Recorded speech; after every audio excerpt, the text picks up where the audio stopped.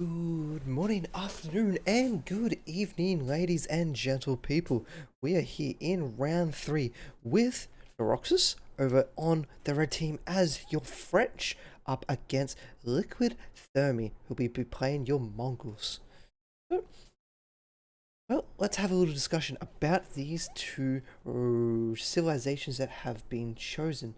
Well, on the French, they have cheaper economic buildings, and one of their main focuses is the cavalry. If you're watching right now, you probably understand that they are a very strong civ at the moment. The cavalry bonuses are so great. They can get their knights up in the second age. They have their unique cavalry tech to be able to regen their own cavalry, and then their arbalists are so strong when you hit age 3. Well, the Mongols. So the Mongols are a great early game civilization. The horsemen should be able to compete with those of the French, at least until the castle age comes on out. We'll see how well they want to try and operate. At the moment, you can see that both sides are just scouting around looking for their opportune spots to migrate to, or at least the second TC. It is very early on. I just came up against Neuroxus, so I understand that Neuroxus does like that little bit of an early TC, getting that down and kind of playing with it, especially if he gets that opening harassment on with those knights. See that very early stable come down next to the Ovo. This allows him to produce 2 units at once. So we'll be seeing the very early harassment coming out. He doesn't know where his opponent is at the moment, and then we go straight away. He's got 2 scouts, so he's going to be doing some either scout harassment or really wanted to try and find his way around this map. I'd be very interested to see if he does pick up professional scouting and actually tries to kill some deers and brings them back to base. Could be very interesting. Usually you see that with the Rus, not really so much with any other civilizations. But remember, we are now in our first Age of Vampires 4 tournament, the Elite Gaming Channel's Genesis. And fairly standard at the moment, 7-4, 4 on wood. So we might be looking at going for a bit of an earlier TC than we suspect, because he's got a lot of people on wood. He's got no one currently collecting off that gold. Maybe he wants to try and do some raiding and pick up some... Actually, I didn't know scouts on Mongols had a skeleton falcon. I thought it was just the Khan. Looks like the scouts also have a falcon to throw out. For those of you who don't know, the Khan has its own special abilities. It can, one of the strong units, it levels up during each age, and it has a few abilities it can use to help support its allies. And look at this, we've got scouts coming in from all over the shop at the moment, and well, it's going to be scattered out by Neuroxus. He sees the 2 scouts coming on in, but he doesn't know about the 2 in the back line. This could be a little bit disastrous if they're still wrapping on around. And he's not too worried. He's going to continue to force that out. He's going to throw up a stone. He's going to get prepared to look at getting some stone coming up for that extra TC. And now the Khan's got to push the players off that gold mine. And now the scouts here as well, that's going to be causing a lot of pain. He's not going to be ready for this. This could be very early raid and early damage done, which could give him the gold that he needs to go up the level. So this might be what he's after. If he gets 2 of these buildings burning, he now has enough to go up his own age. It's very hard for Neuroxus to be able to do something here. He is going to be throwing down that school of cavalry still. He wants to get that up. He's going to throw out the barracks because he's got not much to do. And I think this is a very interesting move coming out from Thermi. Remember, this is Liquid Thermi. He's doing so much harassment now. He's got all these scouts coming out, and it's not prepared. You do not get ready for such an early attack like this. Look at those current resources. Neuroxus is now having to spend everything he saved up to get ready for that age up to try and get something out. He's throwing a lot into the village. He's panicking a little bit. He's going to lose his mining camp, and that is some gold going towards Liquid Thermi. And now he's going to be able to get the second one. And if he gets that second one, he's now got enough to go up that age. Back at base, he's getting ready for that pasture. He's getting the pasture set up with the Gur, and that's all he's doing. His main focus is on this raid. Gonna see a single pikeman first coming out, but we still have Iron Bad. He's still got enough. He's waiting for that cavalry, school of cavalry. And when this goes up, well, I think the Mongols might have to look at going. The spearman's going in all alone. He's going to start taking it. He doesn't want to decide that. He's got his second building. He is out. He's got enough to go up his landmark. And as soon as that happens, the deer stones go down. And now they're going to start putting harassment onto the cavalry school. This is a lot of pressure coming out from Liquid Thermi. But it looks like Our French player, he's still casually exploring around the map. And this is the view. He's still having a look around. He's going to chase away those scouts. But there's still more scouts down here. Second Spearman's going to come out. He's got them all gone. Horseman needs to be careful here. Because if he gets trailed too far back to the opponent's base, he will lose that one up. And now he's going to get out of those camps. So that's 100 wood that he has to re-expend to get those mining operations back underway. As Liquid is still having a peek around. You can see this on his map. He's got so much vision. Those scouts provide so much. They look around trying to hunt. The Khan's now throwing in where he can. Now, so, the Deer Stones. The Deer Stones gives him free yams, and I believe it also provides the yam sword. So it gives him the free yam speed, and also the aura. A little bit of a, looked away for a second there, he got stabbed. So what the yam speed is for the Mongols is basically, it's a 20-second lingering movement speed buff. And you can use that to really either pump out some market units or really take control of presence with your capability to get around the map. Also, when you do that, the yam is provided from outposts. So those outposts give you a lot of vision. And so now we're going to see Neuroxus is going to get some information about his opponent's base. He's going to come on in. He now knows where the Ovu and that scout is. Going to get some stabs thanks to that horseman. Find himself a single villager, and now he sees that they've all a lot of these units have returned. He understands what's going on. He knows that there's no second TC, which he's now got himself enough stone, and he's actually going to continue to get more stone. So he might go. There we go. He's going to leave some on. Up against the game of me, previous game, he didn't leave any units on. So he's going to pop down that second TC. He might use it to secure up here, maybe near the deers and the food. And it also will help kind of lock down any movement coming on in. I think he's still trying to find out where he wants to go. And now we have some actual horsemen coming in. Scouts still looming around up top, coming from Liquid Thermi.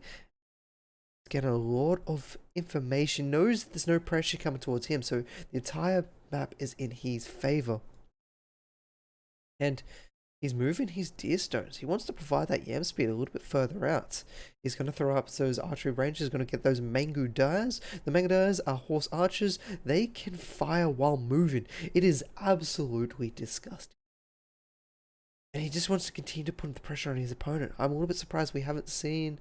Oh, Neuroxus is saving up that wood. That's why he moved those units from stone over to wood, so he can get that 400. And there we go. He's got it online. He does have some military. If he moves out, though, he could get a soldier from the side, and that's exactly what's going to happen. The scouts are going to come in. They only do 10 damage, 4 damage per attack. So they do a little bit of damage. They receive more from that tower than anything else. And the little TC is going to keep it in line so he can continue to protect himself. And now he's gone for a little bit of harassment himself. He's got the knight, 2 horsemen, and a scout. What can he see though? Oh, he sees a little bit of an opening, but there is a town center. Does he want to go on this? Will he go underneath the town center? He's thinking about it. He's going to get that charge bonus. He gets it, but they're not going to be able to find that kill. He's going to have to retreat and get out of there before he takes too much. And now he's going to see the Mangudai too. So he's going to have to figure out how to deal with those Mangudai. And our French player is on the back foot here. He's found himself a little bit. And now the Deer Stones, the yam speed is going to help them all catch up. And watch it. They're going to start chasing him down.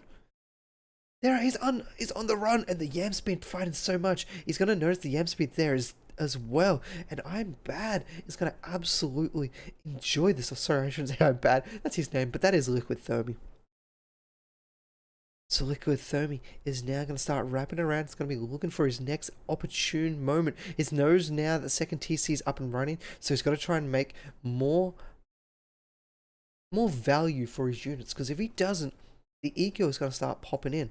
And if we start looking at the income per minute, the income's already in favor of our French player. You can see that there's 31 eco against 26 of Noxus. So even with the raids coming on in, causing a lot of attacks, it hasn't stopped the economy. Now the Mangudai are coming down bottom. The Lance trying to do a lot, but he's up against 6 Mangudai. It's just going to kite him. And now he's going to be losing these in the back lines. It's been attacked from both angles. He's got Spearman up top. He wants to get the technology of the blacksmith down. He might need to look to wall to stop this coming in, but the Mangudai are coming in doing a lot of damage. The Royal Knight's here, but he's not going to be able to hold up against all this. This could be it. This could be done and dusted. There's so much damage coming in from Liquid Thermi with all the cavalry. The Mangudai doing so much, forcing them off the lines, pushing them back. The blacksmith's going to go up, but that's not going to be able to provide you too much here. Unfortunately, there was no walls that came in to stop this Mongol player coming on in, and you need to get some of these walls up and running just to restrict the angles, the opportunities that the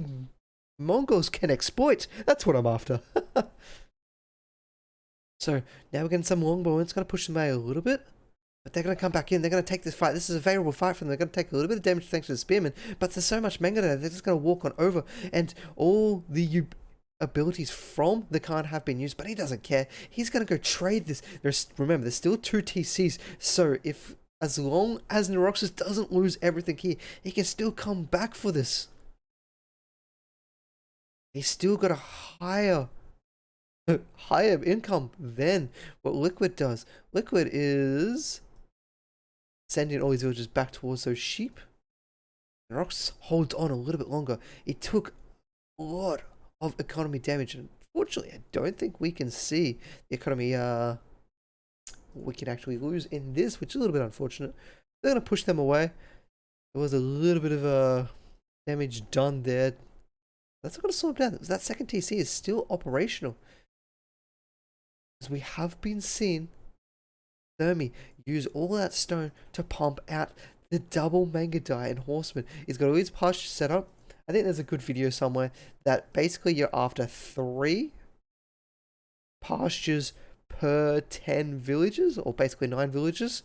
When you start getting upgrades, then it starts getting cheaper, and then it becomes less. So I think with your full upgrades, it's like 3 pastures per 7 or 6 villages. So he's already got that set up. The scout and the horseman are going to come back in, having a little look at this line, and now the Mangudai is storming in on the gold. They're going to be getting.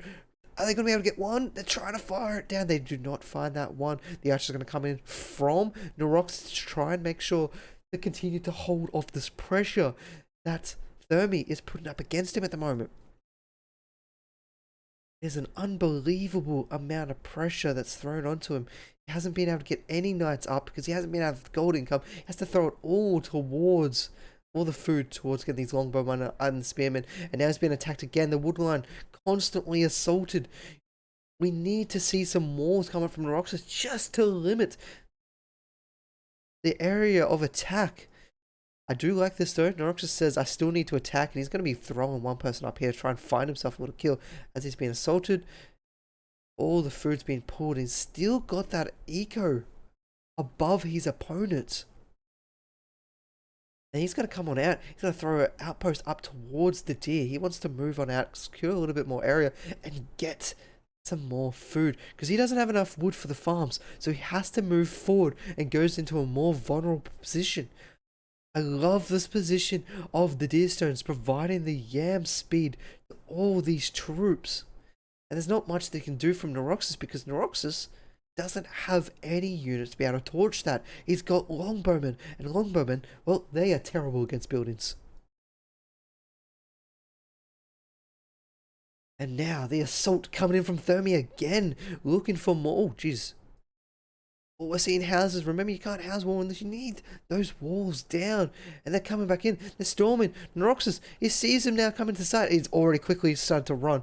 As now, back on the other side, he's looking for what he can find over his opponent's base. Looking at much. Now, the archers found themselves 2 Mangudai, and they're going to be pushing the Mongols back off again. But down in the lower half, you got the Mangudai again with the Khan this time. They're going to be trying to search for one. Can they find themselves a single villager? They almost get it. 2 villagers narrowly survive, but now they're coming into the woodline, and the archers are coming on in to try and slow this down a little bit longer. They're going to push them back out, and constantly able to micro to keep this Mongol out of his line.